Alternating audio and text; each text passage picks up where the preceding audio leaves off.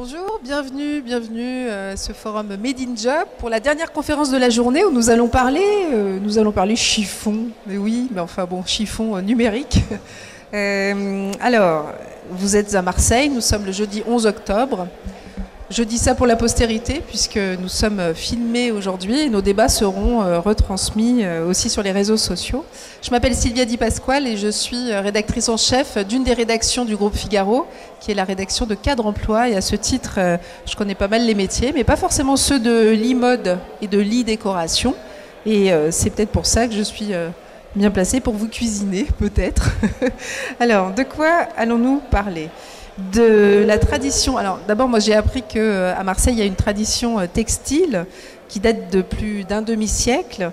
C'est donc une longue tradition et on a par exemple 150 marques de vêtements dans les Bouches-du-Rhône. Il paraît que ça fait plus de 11 000 entreprises spécialisées dans la mode et la déco, c'est énorme. Alors en PACA, enfin en région sud on va dire, et puis on sait que ces industries de la mode et de la décoration n'échappent pas aux mutations digitales qui impactent les métiers. Donc designer vite et malin, on va en parler. Mixer les canaux de vente. Je peux acheter sur une application et aller chercher mon meuble ou mon vêtement en magasin.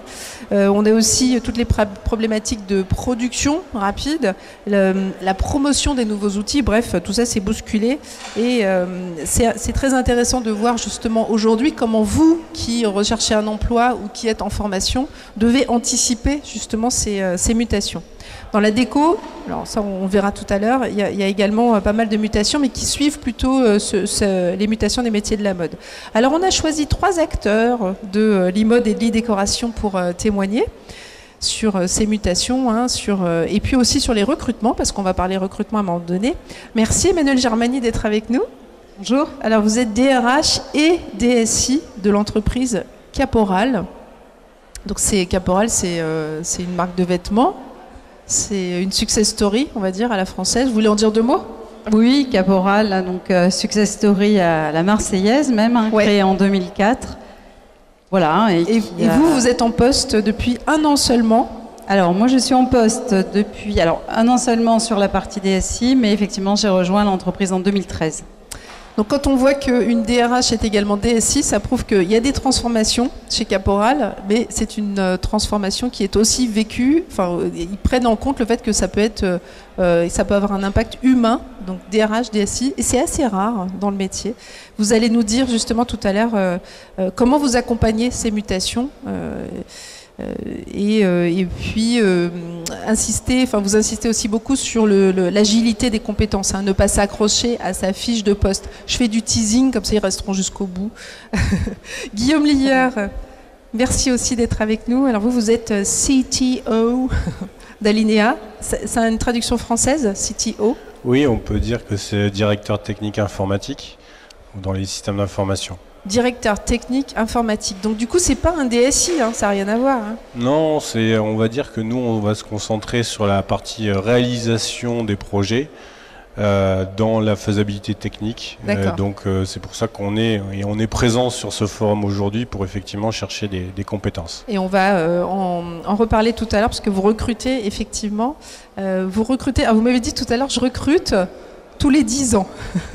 Et là, Guillaume, vous recrutez 3 personnes, et on va le détailler tout à l'heure, mais 3 personnes, et c'est cette année qu'Alinea recrute. C'est l'occasion ou jamais. Ouvrez les antennes, sortez les antennes. Alinea, c'est quoi j'ai oublié de le préciser, pardon, c'est une enseigne spécialisée en ameublement et décoration au caractère méditerranéen. Je cite, au caractère méditerranéen. Donc vous nous préciserez ça aussi tout à l'heure. Qu'est-ce qu'il faut avoir comme caractère pour postuler chez vous, Est-ce qu'il faut avoir ça ou est-ce que d'autres compétences peut-être plus objectivables? Alors on cherche effectivement des gens, en tout cas très ouverts et très, très curieux par les nouvelles technologies. Le monde du commerce, il est en pleine transformation. On est sur des sujets de fond qui tournent autour de l'omnicanalité. Ouais. Et au travers effectivement de cet aspect transverse du commerce qui se fait effectivement par des plateformes e-commerce, par des ventes en magasin, des problématiques derrière qui sont la logistique et des problématiques de livraison, tout ça se traduit par des besoins en compétences techniques particulières qui vont permettre d'adresser et de rendre faisable tout ce que le commerce imagine. Voilà. Donc on développera ça effectivement tout à l'heure. Jocelyn Maire, merci beaucoup d'être avec nous également. Vous êtes, alors on dit consultant en management, mais vous en fait, dirigez... j'ai des fonctions de directeur général, mais j'ai... Voilà, c'est juste que je suis... Maison Mode Méditerranée. Ouais. Alors c'est, moi je résumerais ça en disant que c'est the place to be quand on veut avoir affaire à tous les acteurs qui font avancer la mode à Marseille. Et c'est pas pour vous flatter, c'est que je suis allée voir effectivement ce site et vous êtes un peu un incubateur avant l'heure, puisque ça a été créé en 88, c'est ça, la Maison Mode Méditerranée. Vous avez aidé près de 700 créateurs depuis le début, dont une marque que vous connaissez peut-être qui s'appelle Sessoun. Voilà, ça c'était 700 créateurs en 30 ans, c'est ça ? Oui, c'est ça. C'est une structure qui a 30 ans, effectivement, vous venez de le dire, qui depuis 30 ans fait la promotion de la création mode issue du bassin méditerranéen, donc de la région sud côté français, mais du reste du bassin méditerranéen. Et effectivement, c'est un incubateur, c'est un accompagnateur à la création, y compris au sens création d'entreprise du terme. Oui, c'est un créateur qui crée sa marque. C'est un créatif, c'est un artiste, mais c'est aussi un chef d'entreprise. En tout cas, idéalement, ça l'est, sinon ça peut être risqué. Oui. Et Dieu sait qu'on en rencontre. C'est aussi un acteur de la formation, on y reviendra. Vous travaillez avec l'université d'Aix-Marseille. Aix-Marseille Université, oui. Et une école privée de mode aussi, non ? Non, il n'y a pas d'école privée dedans ? Vraiment, notre partenariat fort, c'est Aix-Marseille Université. Après, régulièrement, on est sollicité par d'autres organismes, y compris... j'ai envie de dire de l'autre côté de l'échiquier de la formation, donc ultra privé, AMU étant ultra public dans l'échiquier. Et à chaque fois qu'on est sollicité, on essaye de répondre. L'idée étant de contribuer à ce que, et on y reviendra je pense notamment avec Emmanuel, mais de contribuer à ce que l'entreprise trouve les compétences dont elle a besoin, de manière à développer son business, parce que c'est bien de business dont on parle, quoi. Voilà. Et vous allez aussi évidemment nous parler des mutations du secteur qui impactent les compétences et comment les professionnels et les étudiants s'adaptent. C'est ce que vous allez nous expliquer dans quelques minutes. Alors, pour entrer directement dans le vif du sujet, donc les mutations de la mode et de la déco, puisqu'on a les deux sur le plateau, de quoi on parle ? C'est quoi ces mutations ? Emmanuel, est-ce que vous pouvez nous expliquer ce qui se passe en ce moment dans la mode ? On parle de digitalisation, ça veut dire quoi exactement ? Alors, ces impacts vont se retrouver à plusieurs niveaux. On va par exemple les retrouver, je dirais que c'est un peu transversal à l'ensemble des métiers, alors pas que d'ailleurs à la mode et à la décoration. C'est aujourd'hui, donc là je mets vraiment la casquette de DRH, je pense qu'on retrouve beaucoup d'inquiétudes d'ailleurs aussi sur la transformation de ces métiers qui deviennent, alors on entend dire qu'il y a 30% de métiers qui n'existent pas encore, qu'il y a des métiers, des pans entiers de métiers qui vont disparaître. En tout cas, ce qui est sûr, et vraiment avec la fenêtre de tir qu'on a, nous, et on le voit, c'est que les métiers se transforment. Donc par exemple, au niveau de la mode, on va retrouver un impact important au niveau de la vente. Donc vous avez par exemple un vendeur en magasin, vous vous dites, un vendeur en magasin, c'est quoi ? C'est un vendeur qui est face à un client, et il lui montre des produits, et puis il lui vend son produit. Le client achète, prend son produit et s'en va. Voilà, ça c'est le processus de base d'un vendeur. Aujourd'hui, la vente est beaucoup plus complexe que ça. Pourquoi ? Parce que peut-être qu'on va vendre effectivement un produit qui est là, mais peut-être on va vendre aussi un produit qui n'est pas là. Là, je suis en train de vous parler de quelque chose qui est en train d'être mis en place dans de nombreuses entreprises, comme Caporal, c'est-à-dire l'extension de gamme. C'est-à-dire que vous avez une collection entière, elle n'est pas présente dans le magasin, mais par contre, on va pouvoir, sur une tablette, présenter l'ensemble de la collection et proposer sur cette tablette un produit donc, qui est digital, qui n'est pas physique. C'est-à-dire que je suis chez moi, j'ai envie d'acheter un vêtement, donc je serai sur le site web et là je peux commander directement, mais je peux aussi aller en magasin. Et avoir un vendeur, alors tout le monde ne le propose pas encore, mais là je vous parle des tendances qui sont en train de se développer. Nous, c'est quelque chose qu'on est en train de développer. Et vous aurez demain, ou aujourd'hui selon les enseignes, un vendeur qui va vous proposer, qui va vous dire, vous allez dire, j'aime bien ce pantalon, mais par contre en bleu ça me plaît pas. Ah, mais attendez, bougez pas, je vais vous montrer. Et là, dans la collection, il s'avère qu'il y a un pantalon qui est en bleu et on peut vous le proposer. Et non seulement on peut vous le proposer, donc déjà il y a un processus de vente donc qui va directement impacter le métier, forcément, puisque ce métier n'est plus je présente un produit physique, mais je présente sur une tablette un produit, donc le processus est modifié. Mais vous avez un deuxième processus qui est modifié, c'est la livraison. Parce que la livraison, aujourd'hui, on est en train de développer la livraison dans tous les sens. C'est-à-dire qu'on peut faire du click and collect, du ship from store, web from store. Bref, on peut organiser la livraison dans tous les sens. Vous pouvez commander sur le site, aller chercher votre produit en magasin. Vous pouvez être dans un magasin, vous faites livrer à domicile ou vous faire livrer dans un bureau. Bref, tous ces nouveaux processus impactent derrière, bien évidemment, des modifications dans le métier de vendeur. Voilà. Donc on retient que le métier de vendeur, c'était, disons dans le processus classique, c'était quelqu'un qui était en one-to-one, mais là il va falloir qu'il ajoute des compétences en morpho, par exemple. Il va falloir qu'il soit extrêmement pointu, en fait, dans son métier. C'est-à-dire qu'on l'appelle d'ailleurs, nous, on peut dire le vendeur augmenté, ou on dit aussi le vendeur coach. Le vendeur augmenté. Oui, ou le vendeur coach augmenté en compétences finalement. Et on peut appeler ça aussi le vendeur coach. Pourquoi ? Parce qu'évidemment, quand vous avez quelques produits dans votre magasin, vous maîtrisez parfaitement la gamme que vous avez sous les yeux. Ouais. Là, vous allez avoir une gamme beaucoup plus large. Et donc, du coup, vous allez devoir devenir véritablement un expert. Vous allez devoir apporter un storytelling à votre produit parce que vous ne l'avez pas physiquement. Vous allez devoir expliquer des matières que vous n'avez pas directement sous la main. Donc, vous pouvez dire à un client, regardez, touchez cette matière. Là, il va falloir l'expliquer, la conceptualiser. Ah oui, d'accord. Ça, pour le coup, c'est de vraies nouvelles compétences. Spécialiste encore plus, le vendeur sera encore plus spécialiste. Encore plus spécialiste en produit. Tout à fait. Bon, donc ça a effectivement des impacts sur les compétences à acquérir. Alors, on vient de voir donc l'omnicanal qui impacte les métiers de la vente. Avec vous, Jocelyn, on va voir comment les métiers du design, donc on est un peu en amont sur la conception des produits de mode.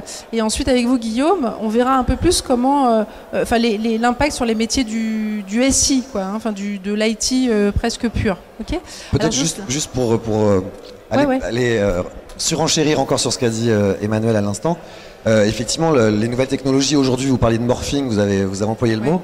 Une caméra aujourd'hui c'est faire votre silhouette en une photo, et derrière le vendeur conseiller, le vendeur coach peut venir aider le client ou la cliente à se mettre un pantalon virtuellement, se mettre une chemise virtuellement, changer de couleur, changer de forme, et ensuite soit sortir les vêtements choisis sur écran qu'il y a dans le stock du magasin. C'est un peu comme on fait chez McDonald's. On rentre chez McDonald's, on fait la commande sur le grand écran et ensuite on va chercher. Non pas que je fréquente beaucoup de McDonald's, mais c'est juste que je trouve que l'expérience est assez intéressante et surtout, encore une fois, assez transposable à ce qu'on va vivre, ce qu'on vit déjà dans certaines enseignes, dans certains réseaux de distribution, et ce qui, à mon avis, on va le voir de plus en plus. Il y a même, en la matière, il y a des vitrines maintenant qui sont équipées d'écrans qui vous filment. Alors c'est même parfois un peu flippant parce que certaines caméras détectent la façon dont vous vous regardez dans l'écran. Donc la caméra comprend que vous aimez ce qu'on vous a mis ou pas, et du coup vous choisissez automatiquement. Ça existe où ça ? Ça commence à sortir dans certains réseaux. Ah ouais ? Ouais. Donc c'est vraiment l'intelligence artificielle au service de la vente. Qui est limite capable de détecter des émotions. Donc dans le recrutement, on sait que c'est en cours. Le MIT travaille dessus et une boîte française également là-dessus, mais c'est pas au point. Bon, par exemple, dans le recrutement... Pour l'instant, on parle plutôt d'expérimentation, mais c'est un peu comme dans d'autres sujets, la voiture autonome. On n'arrête pas de dire que la voiture autonome, oui, c'est pour demain, mais enfin, c'est demain matin, quoi. Mais bon, je pense que ce qu'on évoque là, c'est demain matin. Tout à fait. Peut-être même ce soir. On est sur le sujet des compétences, donc effectivement, ce qui va être intéressant avec vous, c'est que vous puissiez nous raconter ce que vous observez à la maison. Qu'est-ce que vous observez sur les compétences de design ? Qu'est-ce qui est en train de changer ? Et si jamais il y a des designers ou des futurs designers dans la salle, ou des concepteurs de vêtements ou des concepteurs de meubles, en l'occurrence, qu'est-ce qu'il faudrait qu'est-ce qu'ils doivent anticiper ? Je pense que peut-être un peu plus tardivement que dans l'ameublement et dans l'architecture d'intérieur au sens large, malgré tout, comme les métiers du design au sens architecture du terme, les métiers de la création mode sont évidemment rattrapés par le numérique, et comme on l'évoquait tout à l'heure avec Emmanuel en off, le coup de crayon, la silhouette dessinée comme ça, Ça existe encore, il y a des gens qui travaillent encore comme ça. D'ailleurs, il y a des gens qui ont été formés comme ça, donc du coup, ils continuent à travailler comme ça. Mais à un moment donné, ils passent de toute façon par l'outil numérique. C'est obligatoire à un moment donné. Parce que pourquoi Pourquoi c'est indispensable? Parce que derrière, ça rentre aussi dans un processus de production, par exemple. Ça facilite l'échange avec, par exemple, d'un fournisseur, celui qui va fabriquer, qui est de l'autre côté de la Méditerranée. C'est quand même plus simple de lui envoyer par mail. Alors, on peut toujours envoyer un croquis, sauf qu'il y a toujours des histoires de cotes. Enfin, le mieux, ça reste exactement, me semble-t-il, comme dans l'ameublement ou dans l'architecture, le mieux, ça reste des dessins bien précis, et c'est vrai que l'outil informatique permet de faire des choses extrêmement cotées, extrêmement précises. Vous vouliez compléter? Je vous redonne la parole juste après, Emmanuel, allez-y. Oui, juste, c'est intéressant parce qu'effectivement, on va parler de cycle de vie du produit. Et effectivement, on part du produit quand il est conçu dès la première esquisse jusqu'au moment où il va être mis en ligne, par exemple, sur un site ou dans un magasin. Et il va y avoir toute une série d'attributs autour de ce produit qui va... donc toute une série d'informations. Ce qui devient central, c'est la data, c'est la donnée autour de ce produit. Et donc, tout ce qui est effectivement digitalisé va permettre de faire un cycle de produits extrêmement fluide qui va servir à différents niveaux, fournisseurs, acheteurs, et ce jusqu'aux informations qu'on va retrouver sur les sites ou sur les étiquettes ou autres. Donc on a tendance à digitaliser au maximum, et ça part des stylistes qui vont directement avoir quelque chose de digital. Je voudrais juste passer la parole à Guillaume parce qu'on en parlait tout à l'heure. Donc c'est pareil dans l'ameublement, c'est ça qui est intéressant, c'est qu'il y a effectivement un raccourcissement des cycles. Alors c'est exactement, mais vraiment les mêmes problématiques. Nous, on a quelques particularités. Alors je vais essayer de reprendre un petit peu tous les thèmes qui ont été évoqués parce que c'est vraiment très très parlant. On parle d'omnicanalité dans le textile, nous on l'a effectivement dans l'ameublement. La contrainte supplémentaire chez nous, c'est l'encombrement. Parce que, on vous envoie pas votre canapé dans votre boîte aux lettres, et si vous n'êtes pas content, vous pouvez pas le remettre dans la boîte aux lettres pour qu'on revienne le chercher et le récupérer. Mais là, effectivement, l'attitude du consommateur est d'attendre d'avoir la même qualité de service s'il achète de l'ameublement que s'il achète du textile. Et du coup, vous avez habitué les consommateurs à certaines pratiques auxquelles, du coup, nous devons nous adapter. La deuxième, effectivement, vous l'avez évoqué également, c'est la capacité à vendre un produit qu'on n'a pas. Donc pour vendre un produit qu'on n'a pas, on l'a pas, soit pour plusieurs raisons. Soit on est dans un magasin qui a une taille de surface qui ne nous permet pas d'exposer l'ensemble de l'offre, soit on est sur un produit qui va être plutôt exceptionnel, qui est très très personnalisé avec des quantités plutôt restreintes. Et le dernier élément, il est un peu métier, c'est la vie, on peut pas se le cacher. Des fois il y a des ruptures. Et là l'informatique entre guillemets est là pour apporter des solutions entre guillemets automatisées pour aller chercher automatiquement la marchandise là où elle se trouve et permettre de délivrer. Et ensuite, pour rebondir également sur le métier de la création, donc c'est exactement ça. C'est-à-dire que les données sont devenues une donnée essentielle dans la conception et la création. Donc c'est un petit peu difficile pour les créatifs de passer par ces process-là qui sont... Voilà, c'est un peu, on s'éloigne un peu de la création. Enfin, dans cette étape-là, on est dans une phase de saisie, on est dans la statistique, c'est pas très fun. Mais par contre, l'exploitation de ces données, tout le monde la comprend puisque c'est les gens du métier qui vous l'expliquent et qui vous expliquent effectivement si le conditionnement n'est pas correctement renseigné par l'acheteur lorsqu'il conçoit le produit, forcément, quand on va l'importer dans le conteneur, on va avoir des problèmes de données, des problèmes de remplissage. Si on définit moins bien le produit également. Je voulais vous repasser la parole, Jocelyn, parce que du coup, la question que je me pose, c'est de savoir si l'intuition, le truc qui est vraiment l'ADN du créatif, est-ce que l'intuition, ça reste une compétence? Ou alors est-ce qu'il faut se soumettre aux données, comme le disait Guillaume? Non, parce que là, Guillaume, et c'est normal, on aborde l'aspect aussi logistique dans ce que vous évoquez. En revanche, la création, la créativité, elle peut très bien s'exprimer, surtout avec les générations jeunes. Des gens qui n'ont quasiment, je grossis, mais n'ont quasiment jamais touché un crayon, qui ont l'habitude de travailler avec un outil digital, numérique, informatique. Vous pensez que la créativité n'est pas la même quand on travaille sur palette graphique? Moi, à mon sens, c'est la même chose, mais c'est simplement un média différent pour l'exprimer.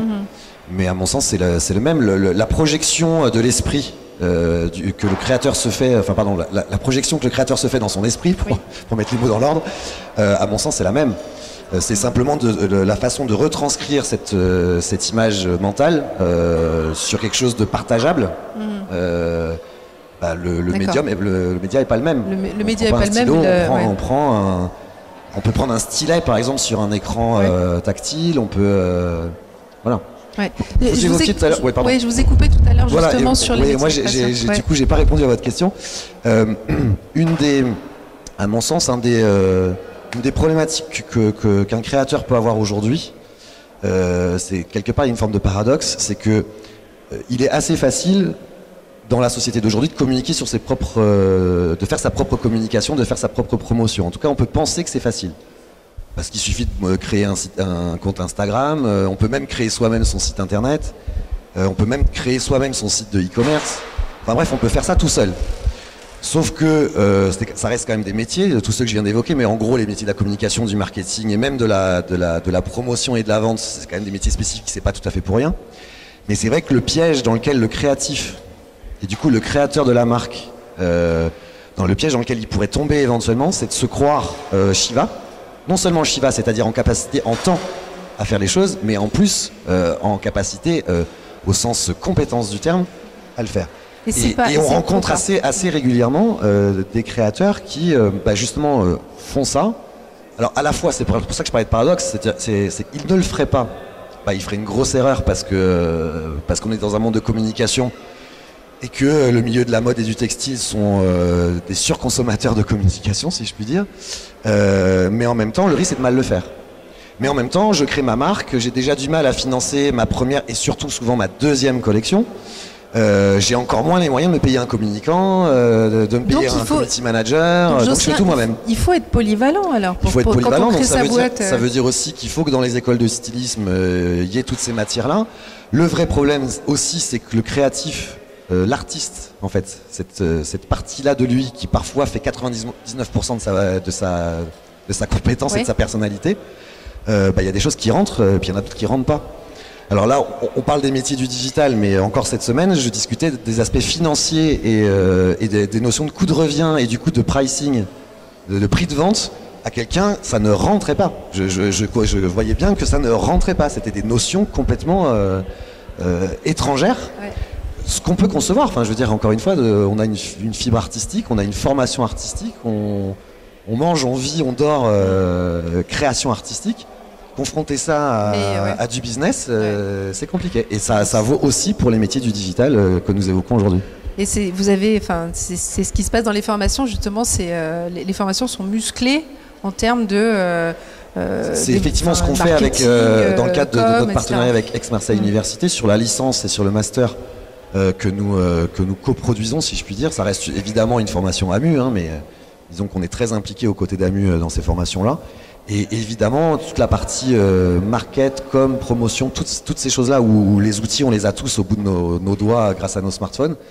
C'est vrai qu'il faut un maximum former les créatifs à ça. Et ils sont formés. Alors on a vu donc l'impact des mutations sur les métiers de la vente, avec le multicanal notamment. On a vu l'impact sur les métiers du design, de la création. Ce serait intéressant d'avoir votre éclairage, Guillaume, sur l'impact sur les métiers de l'IT, parce que vous êtes CTO, donc vous êtes vraiment dans la technique. Alors j'ai tellement d'exemples à vous donner par rapport à tout ce qui vient d'être dit. C'est énorme. Alors je vais prendre le dernier exemple de monsieur, la créativité. Donc nous, ce qui nous a été demandé, on parle effectivement de business. Donc la créativité, c'est bien, à un moment donné, il faut que ce soit rentable. On nous a demandé effectivement, oui, mais quand même. Alors nous, on a un process qui permet à nos acheteurs, à nos chefs de produits, d'essayer d'estimer entre guillemets un prix de revient d'un produit selon certains critères. Et donc, ce qui nous a été demandé, c'est de leur produire un outil qui soit mobile et qui leur permette de se déplacer chez le fournisseur, qui est souvent un petit peu éloigné, et de rentrer quelques paramètres qui leur permettent d'avoir une estimation rapide de leur coût de revient. Donc ça se traduit par de la technologie, par du développement logiciel, qui va se reposer sur deux éléments essentiels, les technologies de la mobilité, donc tout ce qui va être autour du smartphone et des développements d'écran, d'IHM, etc. Et tous les sujets qui tournent autour de la data, et donc ça va être des sujets autour du web service, de la diffusion des informations.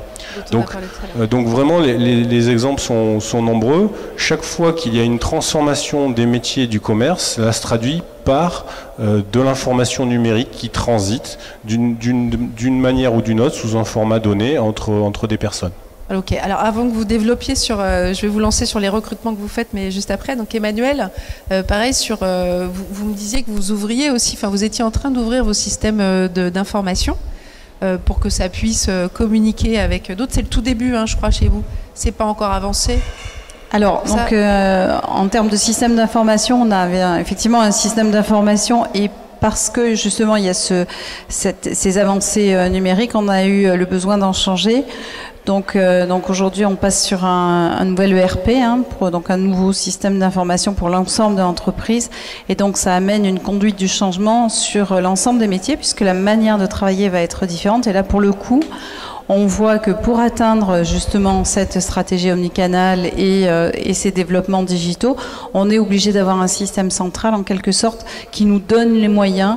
Et là, on a vraiment un impact dans les méthodes de travail, mais alors pour l'ensemble de la société, puisque je pense qu'il y a à peu près tous les services qui sont directement impactés, que ce soit les métiers de la vente, de l'achat, tout le back-office avec la finance, comptabilité et autres, donc gros impact. Justement, on reste sur le sujet de l'impact sur les compétences et moi je me demandais finalement comment vous accompagnez les salariés. Est-ce que vous les formez? Bon, ça j'imagine que oui. Quel type de formation vous leur proposez pour accélérer, enfin pour garder leur employabilité plutôt? Et puis la question aussi, c'est de savoir si finalement, on dit toujours que ce sont les jeunes, vous évoquez un petit peu, qui sont les mieux placés. Est-ce que vous le pensez, ça? Est-ce que ce sont les jeunes qui sont les mieux placés pour accompagner les mutations?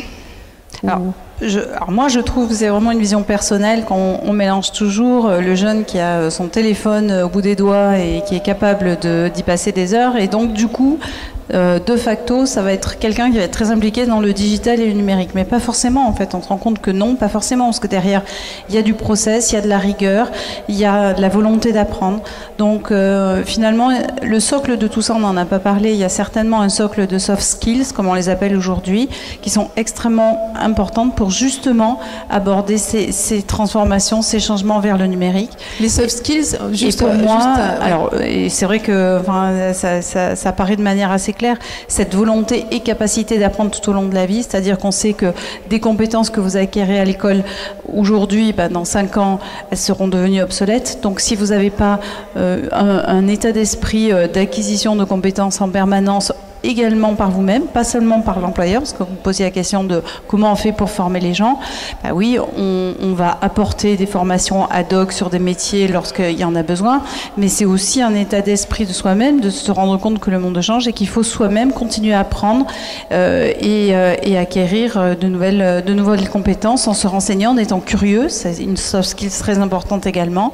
Avoir un esprit critique, être capable de coopérer. Et toutes ces compétences-là, ce sont celles qui permettent d'aborder ces changements-là, de mon point de vue. Et celle qui vous dit ça a commencé par étudier au Langso. Je rappelle qu'elle est DRH et DSI aujourd'hui. Elle a commencé par étudier au Langso. J'en parle parce que vous n'en parleriez pas. Ensuite, vous êtes passé dans le social, ça n'avait rien à voir. Ensuite, chez Publicis Consultant, donc dans les RH. Vous avez passé un master RH à 35 ans. Puis vous êtes arrivé chez Caporal, j'ai dû rater des étapes, enfin je la fais courte. Donc en fait, et aujourd'hui vous avez même envie de faire un MBA, donc allons-y. Et donc, ce qui veut dire qu'en fait, c'est un exemple de parcours qui, me disait-on ce matin, n'est pas si atypique que ça dans l'IT. Enfin moi je pense quand même un petit peu. Et donc ça illustre ce que vous dites. Vous incarnez ce que vous dites, c'est-à-dire apprendre à apprendre. Ça permet de passer de fonction en fonction et de perdurer dans ce milieu, quoi. Vous allez le faire, le MBA ? Peut-être. Pas tout de suite, parce que vu les enjeux que j'ai chez Caporal, je pense que c'est pas à court terme. Mais oui, je me disais, ça pourrait être quoi la prochaine étape? C'est d'aller continuer à grandir, avoir de nouvelles compétences qui me permettent, de nouvelles connaissances aussi qui me permettent peut-être d'aborder des champs encore plus larges, pourquoi pas. Mais je crois que cet état d'esprit de se dire qu'on n'est jamais arrivé, pour les collaborateurs aujourd'hui, c'est quelque chose qui est très important. Et c'est vraiment ce que j'encourage, moi, en interne, en tout cas chez Caporal, à faire. On encourage aussi les mobilités. Ne pas se mettre de frein interne, mais ça c'est vraiment là. On peut passer d'un métier à l'autre chez vous ? Oui, bien sûr, on peut passer d'un métier à l'autre. Alors après, je pense que la base c'est la motivation.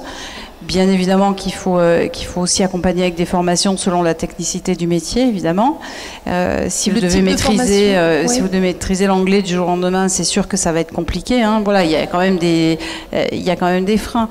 Mais et vous avez comme souci chez Caporal de justement ce que je disais tout à l'heure, de travailler l'employabilité des gens, c'est-à-dire que vous leur rappelez, active ton CPF.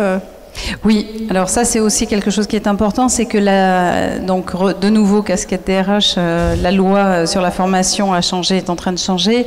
Donc la volonté aujourd'hui du gouvernement notamment, c'est vraiment d'inscrire la formation professionnelle en responsabilité des collaborateurs et non plus de l'entreprise. Et la création du CPF justement, du compte personnel de formation. Redonner la main, hein, tout simplement. Oui, c'est reprenez la main sur votre budget formation finalement, et à ce moment-là vous pouvez décider d'aller gagner des compétences, gagner en employabilité, et c'est de votre destin qu'il s'agit. Donc moi, ça, je suis assez intéressée par cette démarche-là.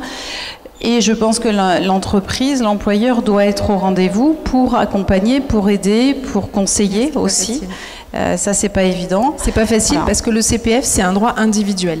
Donc en fait, c'est un droit individuel. En gros, c'est que c'est pas à l'entreprise de se mêler de ça, mais ce serait bien qu'elle s'en mêle. Alors nous, au niveau du service RH, c'est vrai que c'est des choses qu'on essaie quand même de faire, et on répond aux sollicitations des collaborateurs, parce qu'on a quand même la compétence et la connaissance des métiers, des secteurs, des formations, donc ça peut être une aide. Et dans mon service, par exemple, j'ai un collaborateur aujourd'hui qui a 55 ans et qui démarre un master, voilà, et qui donc on a travaillé sur son entretien annuel, et au bout de 3 ans, il a décidé de se relancer sur un master en droit et finance, et comme quoi c'est possible. Voilà. Et il restera dans l'entreprise après, vous pensez ? Peut-être. Ouais. Jocelyn, vous vouliez réagir ? Oui, non, sur l'aspect formation, je crois que l'un des enjeux, et là aussi on en parlait en off tout à l'heure, mais je crois que l'un des enjeux dans cette filière comme dans les autres, c'est de réussir à faire des modules de formation suffisamment courts. D'abord parce que ça permet aux collaborateurs d'être moins longtemps absents de l'entreprise. Ce qui peut libérer aussi, parce que tout le monde n'est pas comme Emmanuel et comme Laurence Paganini, la directrice générale, tout le monde n'a pas cet esprit-là, l'esprit que vous venez de décrire. En particulier, plus la structure est petite, plus le dirigeant, parce que souvent c'est le dirigeant en direct, il n'y a pas de RH, il n'y a même pas un RRH dans les petites structures, il n'y a personne qui s'occupe des RH si ce n'est le dirigeant lui-même. Et le dirigeant lui-même a plutôt tendance à considérer que son collaborateur, le plus bel endroit du monde pour lui, c'est à son bureau ou sur son poste de travail d'une manière générale. Et de surtout pas le lâcher. Donc le laisser ouais. partir en formation, c'est un peu complexe. Donc plus la formation va être courte, précise, adaptée, sur mesure, plus ça va être simple. J'ose à peine employer le mot simple. En tout cas, ça va simplifier la validation par le dirigeant que le collaborateur s'absente une journée, 2 journées, 3 journées, une semaine. C'est aussi des questions de coût. On sait bien, alors moi je viens aussi du milieu de la formation professionnelle avant d'être là, et sans ouvrir la boîte de Pandore, mais enfin on sait bien quand même que dans la formation, il y a un certain nombre d'heures, donc de milliers d'euros, enfin, et sachant que tout cumulé, on arrive à des millions d'euros qui sont dépensés, passez-moi l'expression, mais pour rien quoi, parce qu'on va suivre une formation avec des modules, et en fait il y a des modules qu'on suit, en fait on connaît ça par cœur, et on aurait fait que ce dont on a besoin, ça aurait coûté moins cher, on était moins absent. C'est votre fibre AFPA qui ressort là. Voilà. Je termine avec vous Guillaume, parce qu'on évoquait tout à l'heure donc le fameux teasing sur les recrutements, hein, les nouveaux besoins en compétences. Écoutez bien, donc il a 3 besoins. Encore une fois, c'est pas pour faire de la pub, c'est vraiment pour illustrer le fait qu'il y a des nouveaux métiers qui apparaissent, y compris dans cette industrie. Alors, vous avez besoin d'un aiguilleur de la donnée. Comment vous l'appelez en vrai ? Alors, pardon. En vrai, on l'appelle un développeur ETL. Voilà. C'est moins joli, non ? Alors, c'est pas très joli. Effectivement, je trouvais qu'aiguilleur de la donnée, c'est plus sympa, mais sur les sites c'est votre appellation, hein, ouais. Ouais. Donc, aiguilleur du ciel. Oui, parce que ETL c'est moche, hein, c'est Extract, Transform and Load en anglais.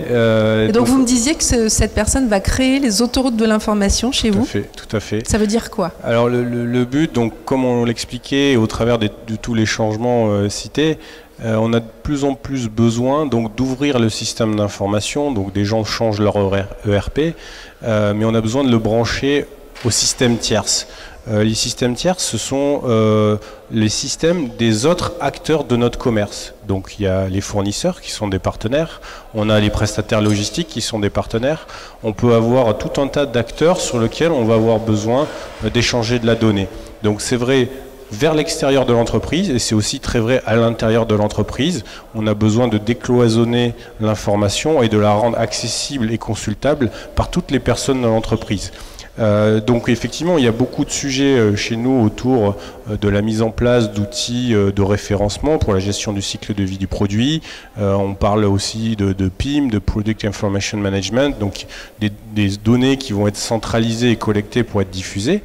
Et plutôt que de faire le choix de externaliser la compétence et le développement de ces prises, en fait, de ces routes, de ces autoroutes, on a pris la décision et l'orientation d'essayer d'internaliser ce type de compétences parce que c'est ce qui fait justement la valeur ajoutée de l'IT dans l'entreprise, la capacité à délivrer l'information à ceux qui en ont besoin.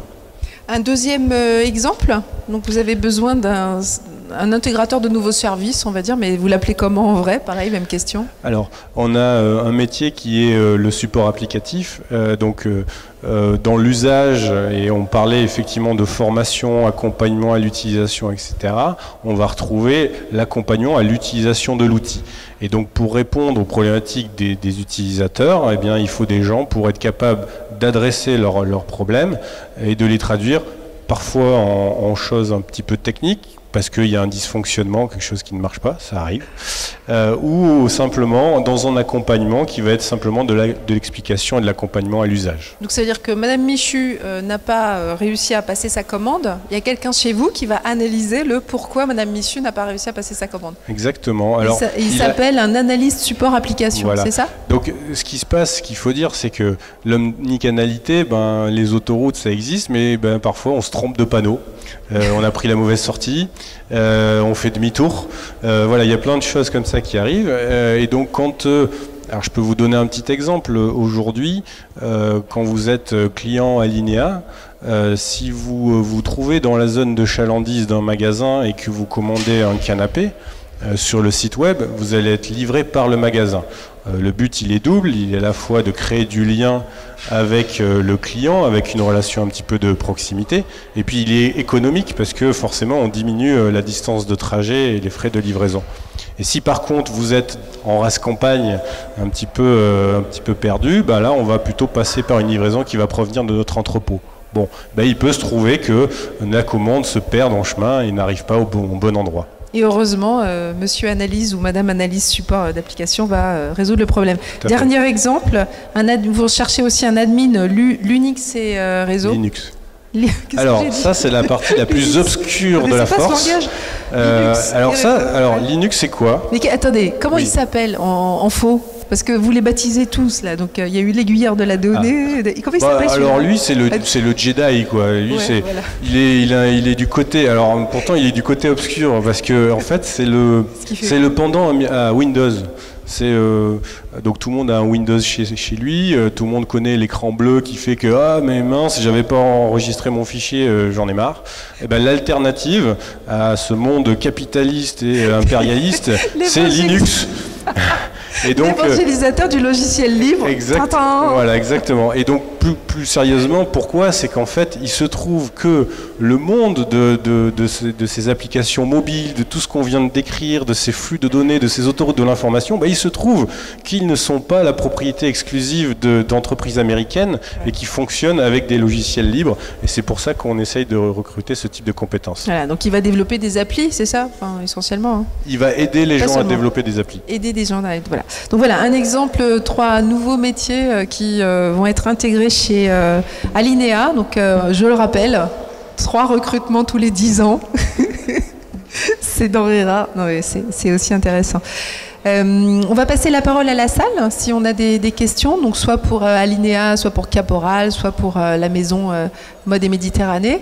Est-ce que vous avez des questions particulières? Est-ce que... Non, pas spécialement. On a été limpide, clair, très clair. Alors j'ai quand même une question. J'ai encore 1 minute, Samuel? Voilà, 1 minute. Des questions pour vous. Si vous aviez, toujours la même depuis ce matin, mais c'est si vous aviez 18 ans aujourd'hui, quelle filière IT digital prendriez-vous? Sur quoi vous bosseriez? Donc vous, on a compris, hein, sur Star Wars. Je plaisante. Non, mais vous bosseriez où, Guillaume? Parce que aujourd'hui, le monde est en train de s'ouvrir. Je continue à parler, comme ça vous réfléchissez pendant ce temps. Non, je me demande juste, alors 18 ans, c'était il y a presque 20 ans. Alors il y a 20 ans, on avait des téléphones Nokia et on jouait au serpent dessus. C'était génial. Internet, c'était un modem qui faisait bzzzt, et quand on voulait regarder une page Wikipédia, il fallait attendre à peu près 3 minutes. Je me souviens de ça. Et Google venait de naître il y a 20 ans. Google était en concurrence avec Lycos. On ne savait pas trop. Il y avait Cherche Lycos. On ne sait pas si ça allait marcher. Et il se trouve que c'est celui qui avait le nom le plus imprononçable et celui qui avait l'image la moins claire, parce qu'un chien qui allait chercher l'information, c'était pourtant pas mal, je trouvais, côté marketing. Bah non, c'est Google, les 2 os avec des couleurs. Bon, c'était franchement pas super. Mais vous répondez pas à la question, je vous rappelle. Je vous lâcherai pas. Vous ne me connaissez pas. Hein. Donc moi, je pense qu'effectivement... Aujourd'hui, si vous aviez 18 ans, qu'est-ce que vous feriez? Alors moi, je serais sur effectivement la donnée, donc l'analyse de la donnée. Alors il y a plein de nouveaux métiers, on n'en a pas encore parlé, et qui existent également par ailleurs, et qui, je l'espère, on retrouvera nous dans nos entreprises des postes de data scientist, data analyst, qui au-delà une fois que les autoroutes sont construites et les flux d'informations fonctionnent, eh bien il y a la suite, c'est les analyser, extraire des données, en faire quelque chose. Et ce qu'il y a aujourd'hui, c'est que la volumétrie des données est énorme et que pour l'instant, on n'a pas toujours trouvé les usages. Et pourtant, des usages, il doit y en avoir plein pour optimiser plein de choses dans la vie, que ce soit pour le commerce ou pour la vie au quotidien. Donc la data, pour vous, c'est la data. Emmanuel, vous avez réfléchi? Ah oui, j'ai réfléchi, mais la data, c'est vrai que c'est le nerf de la guerre. De toute façon, c'est transverse aujourd'hui à tout. Donc, je pense qu'il y a de quoi vraiment s'amuser sur tout ce qui est e-marketing, social commerce. Aujourd'hui, tout ce qui est les InstaShop, donc Instagram qui permet, tous les réseaux sociaux qui aujourd'hui permettent de vendre, par exemple. Donc, je pense que j'irai m'amuser sur ce genre de métier. Ouais. C'est marrant parce que je pensais que vous alliez me dire le deep learning.